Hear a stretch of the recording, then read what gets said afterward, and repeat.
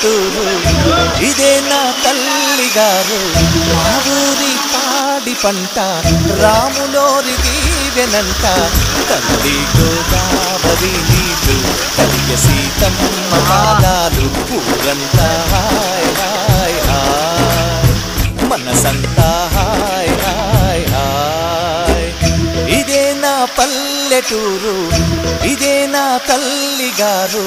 మా ఊరి పాడి పంట రాములోరి దీవెనంట